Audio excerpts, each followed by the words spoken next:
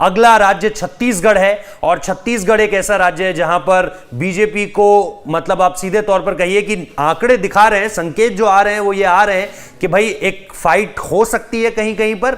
लेकिन मैं लगातार कल से यही कह रहा हूं कि अगर 40 बीजेपी छूटी है तो मेरे लिए वो चमत्कार होगा। पंकज सर, आप किस तरीके से देख रहे हैं इस चीज को? क्या और इसमें एक सप्लीमेंट्री सवाल यह है कि क्या आप अपनी हार का दोष बीजेपी को ही देना चाहोगे, जो शायद थोड़ा सा देर में जागी छत्तीसगढ़ में, क्योंकि साल 2 साल या 3 साल उनको यही चीज स्वीकारने में लग गए कि यार ये हमारे साथ क्या हो गया पिछली बार के चुनावी नतीजों के बाद? कैसे देखते हैं छत्तीसगढ़ के इलाके को?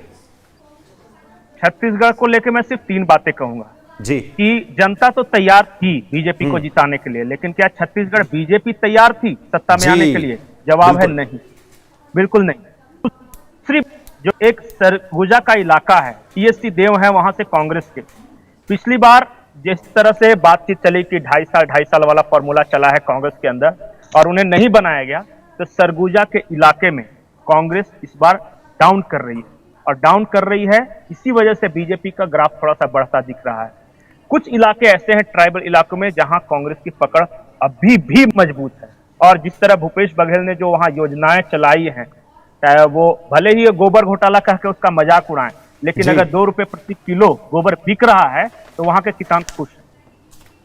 कुल मिलाकर ये कहे अभी बीजेपी जीत सकती थी, लेकिन बीजेपी के पास न चेहरा था, न संगठन के तौर पे तैयारी थी उनकी। जो भी बीजेपी को वोट बढ़ रहे हैं या मिल रहे हैं, या तो कांग्रेस के आपसी गुटबाजी के कारण, या फिर जो एंटी इनकम्बेंसी होता है, छोटा सा राज्य है वहां 5 साल सरकार चलाने के बाद, इससे ज्यादा कुछ नहीं। वो जो महादेव ऐप या घपला घोटाला ये शहरों पे असर डालता है, ट्राइबल इलाकों में इसका बिल्कुल असर नहीं था। मुझे थोड़ा सा टीएस सिंह देव के बारे में बताइए। उन्होंने दबी जुबान में कई बार मुख्यमंत्री होने की अपनी दावेदारी, दबी जुबान में ही सही, या उनके जो आसपास के लोग घूमते हैं वो इस बात का जिक्र जरूर करते हैं कि अब भूपेश बघेल से आगे भी बढ़िए भैया, कब तक भूपेश बघेल पर ही रहेंगे। लेकिन हमने खुद जब उनसे लोगों ने जानना चाहा तो उन्होंने यही कहा कि भाई नंबर 1 नेता भूपेश बघेल ही हैं। हमने आला कमान को भी देखा है कि जब जब उन्हें भी प्रोजेक्ट करने होते हैं अपने सबसे बड़े चेहरे, तो उसमें अशोक गहलोत और भूपेश बघेल का नाम रहता है सामने तौर पर। न जाने कितनी प्रेस कॉन्फ्रेंसेस है राहुल गांधी की जिनमें दोनों तरफ ये दोनों नेता बैठे होते हैं। आप इसको किस तरीके से देख रहे हैं? क्या जो देव साहब कर रहे हैं उसमें किसी तरह का कोई आपको एक सॉलिडिटी दिख रही है, किसी तरह का एक आधार दिखाई दे रहा है कि वो चैलेंज कर सकते हैं उनको, या फिर आपको ये लग रहा है कि नहीं, छत्तीसगढ़ उन राज्यों में से एक है जहां पर अंतरकला है लेकिन बाकी राज्यों के मुकाबले बहुत कम है? देखिए 3 बातें मैं कहूंगा। छत्तीसगढ़ छोटा सा राज्य है, जितने भी विधानसभा चुनाव हुए वोट प्रतिशत का अंतर 2 से 3% रहा है। बीजेपी और कांग्रेस में इससे ज्यादा नहीं रहा है, सीटों में भले ही बहुत ज्यादा फासला दिखा जी।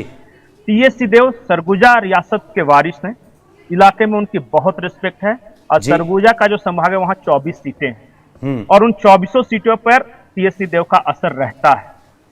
इस बार उन्होंने घोषणा की थी कि ये मेरा अंतिम चुनाव है जी, और वहां के लोग चाहते हैं कि उनके राजा साहब एक बार मुख्यमंत्री तो जरूर बने। जब क्लोज होंगे मुकाबले, जिस तरह के बताया जा रहे हैं, अगर 50 से बहुत ज्यादा रहा, 55, 56, 57 रहा कांग्रेस, तब तो खैर भूपेश बघेल मुख्यमंत्री बनेंगे, चलाएंगे।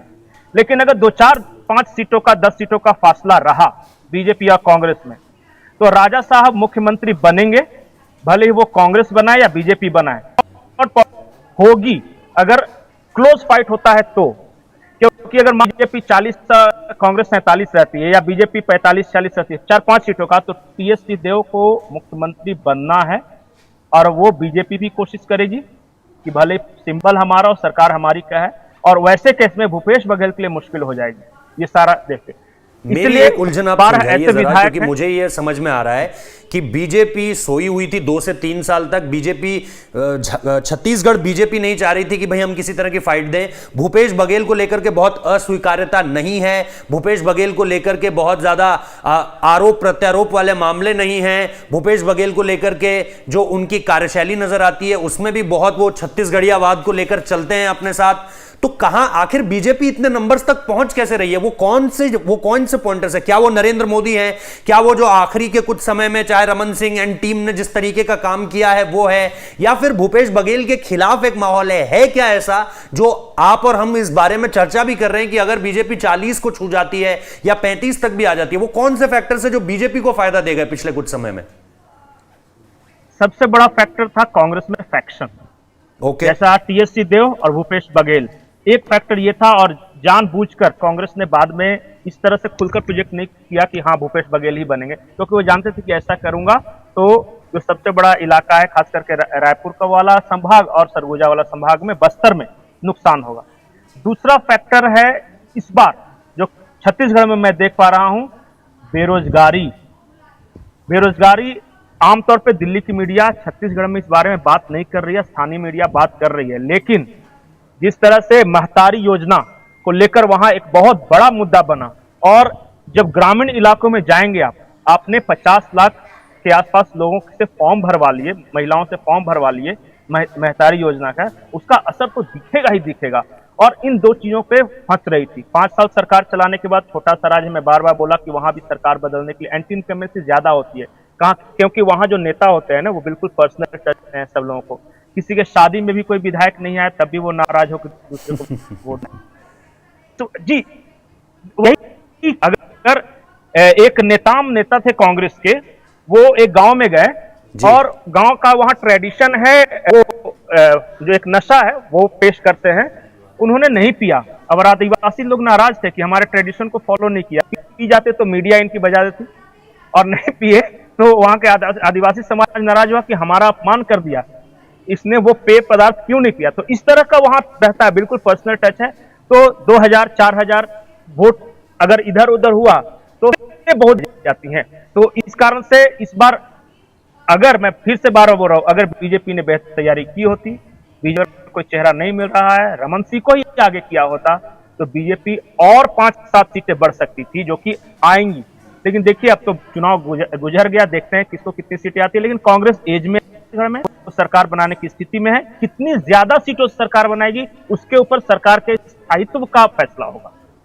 इस पे एक आखिरी सवाल मैं आपसे जानना चाह रहा हूं कि यहां से फिर आप अगर भूपेश बघेल एक अच्छी मेजॉरिटी लेकर के आगे बढ़ जाते हैं, आप फिर भूपेश बघेल को सिर्फ राज्य तक ही सीमित देख रहे हैं, या फिर आप देख रहे हैं कि उनका कद थोड़ा सा और बढ़ेगा और उनको थोड़ी सी, जैसा हम लगातार देखते आए कि अशोक गहलोत भले ही राजस्थान तक सीमित रहते हो, लेकिन आपको पता है कि एक शख्स जिसको बिना अपॉइंटमेंट, चाहे सोनिया गांधी से मिलना हो, मल्लिकार्जुन खड़गे की बात तो कहना औपचारिकता होगी, राहुल गांधी से बात करनी हो, उनको कोई बैरियर्स नहीं क्रॉस करने पड़ते हैं। क्या आपको लगता है कि भूपेश बघेल का कद और पद दोनों बढ़ जाएंगे काफी ज्यादा? मतलब पद इन द सेंस रहेंगे अगर मुख्यमंत्री भी, तो भी एक इजाफा हो जाएगा?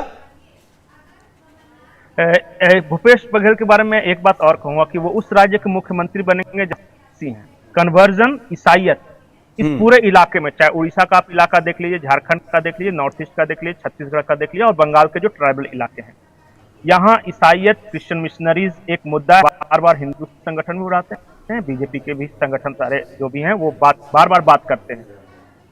कांग्रेस के रणनीतिकार या फिर जो मिशनरीज फोर्सेज हैं या जो ईसाई लॉबी है, ये सब मिलकर भूपेश बघेल को बड़ा नेता बनाएगी कांग्रेस के अंदर। कांग्रेस के अंदर वो है, एक बेड वहां पे है, जो आप अगर क्रिश्चियन इलाके हैं, अगर आप उस इलाके का हैं और आपने बीजेपी या हिंदूवादी संगठनों को परास्त किया है, तो अंजू बी जॉर्ज हो गए, ऑस्कर फर्नांडिस हो गए, उस तरह के नेताओं का एक तत्व था जिसका एक्सेस डायरेक्ट सोनिया गांधी तक था। भूपेश बघेल आज की तारीख में अगर जीतते हैं चुनाव, तो वो राहुल गांधी के डायरेक्ट फेवरेट होंगे, उसकी अपॉइंटमेंट की जरूरत नहीं होगी। लेकिन पायलट जिस तरह राहुल प्रियंका के करीब है, यहाँ पे वो हो जाएंगे।